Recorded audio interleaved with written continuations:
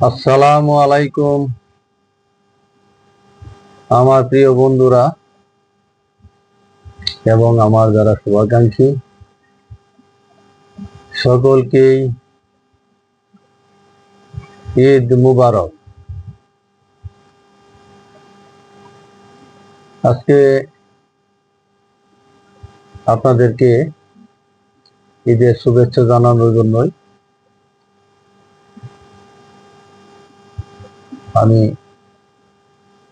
লাইভে আসলাম। কিছুক্ষণ আগে আমি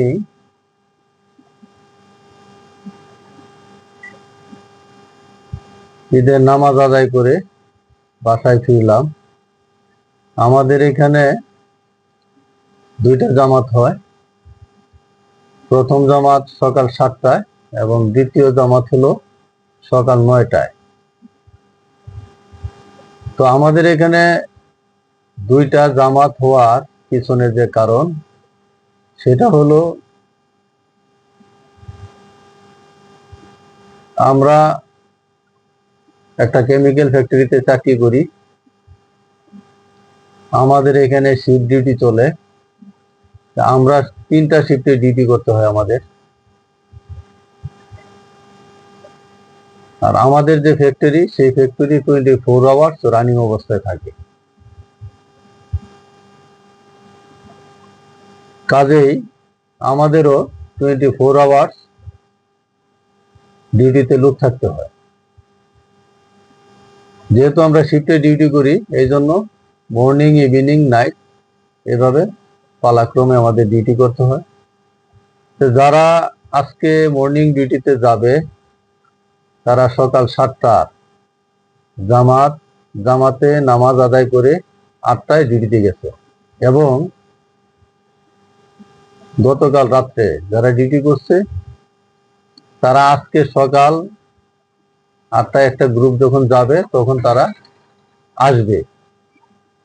8টায় এসে তারা 9টায় যে জামাত হবে সেই জামাতে নামাজ আদায় করবে। তো প্রিয় বন্ধুরা, এই যে আমরা শিফট ডিউটি করি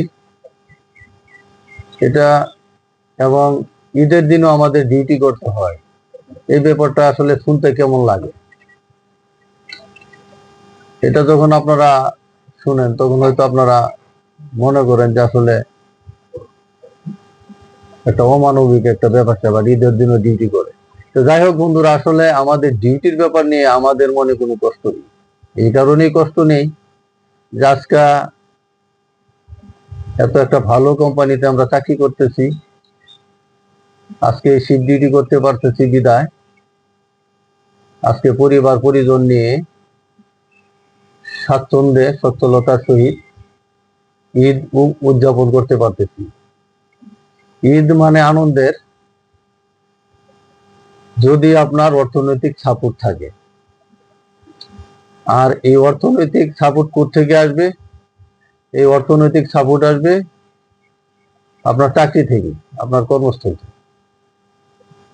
আজকে আমি চাকরি করতে পারতেছি বিদায়, আজকে এই শিফট ডিউটি করতে পারতেছি বিদায় আজকে আমি অর্থনৈতিকভাবে আমার ফ্যামিলিতে সাপোর্ট দিতে পারতেছি। তাদের এই ঈদের যত চাহিদা আমি পূরণ করতে পারতেছি এই চাকরির কারণে। আজকে যদি আমি এই চাকরি না করতাম, এই ডিউটি না করতাম, তাহলে আমি তাদেরকে সাপোর্টটা দিতে পারতাম না। আমার ফ্যামিলিতে যে চাহিদা সেই চাহিদা তাদের আমি পূরণ করতে পারতাম না, তাদের মুখের দিকে আমি আজকে তাকাইতে পারতাম না। তাহলে আপনারাই বলেন কিসের ঈদ? যদি মানসিকভাবে শান্তি না পাইলাম, ফ্যামিলির চাহিদা পূরণ করতে না পারলাম, তাহলে কি ঈদের আনন্দ, সেই আনন্দ উপভোগ করা কোনোভাবে সম্ভব না। তো প্রিয় বন্ধুরা, এই জন্যই বলি যে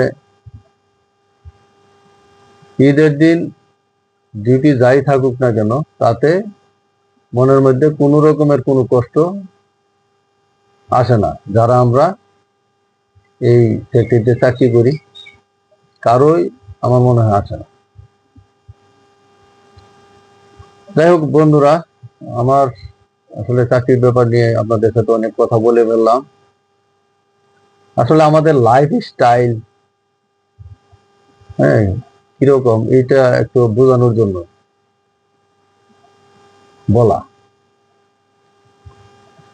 তো প্রিয় বন্ধুরা, আপনারা কেমন ঈদ করলেন? আলহামদুলিল্লাহ, আমি ঈদ ভালোই করেছি বলা যাবে। যদিও আমি এদের মধ্যে তেমন কিছু নেই। আমার পরিবারের প্রত্যেকটা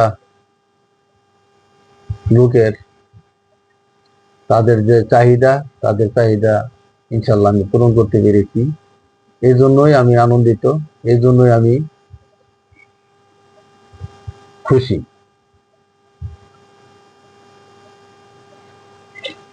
তো আপনারা কে কেমন ঈদ করলেন জানাবেন।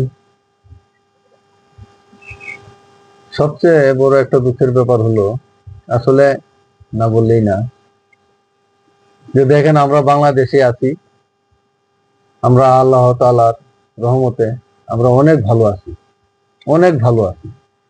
যদিও আমাদের দেশে টুকটাক যে রাজনৈতিক সমস্যা, এগুলি তেমন কোনো ব্যাপারই না, এগুলি আস্তে আস্তে সব ঠিক হয়ে যাবে।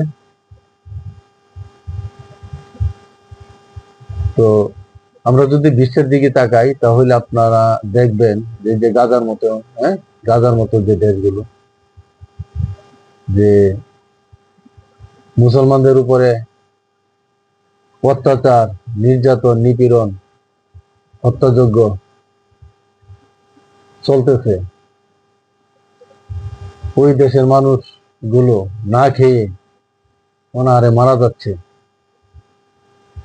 পরনে বস্ত্র নাই, তাদেরকে সাহায্য করার মতো তেমন কেউ নাই।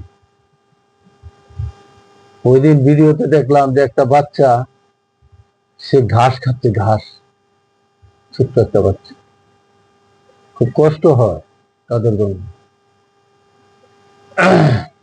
তো প্রিয় বন্ধুরা, আমরা যে যে অবস্থানে থাকি না কেন, আমরা সারা বিশ্বের মুসলমানদের জন্য আমরা দোয়া করব,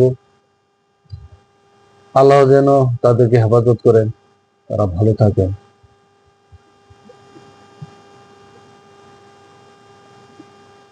তো প্রিয় বন্ধুরা, আর কথা না বাড়াই, আসলে আপনাদের সাথে ঈদের শুভেচ্ছা বিনিময় করার জন্য একটু কথা বললাম। তো আপনারা সকলেই ভালো থাকবেন পরিবার পরিজন নিয়ে, এবং ঈদের আনন্দ উপভোগ করবেন, এবং বিভিন্ন জায়গায় ঘুরতে যাবেন, পরিবারকে সময় দিবেন, এই আশা ব্যক্ত করে এখানে বিদায় নিচ্ছি। আসসালামু আলাইকুম। ঈদ মুবারক, ঈদ মুবারক।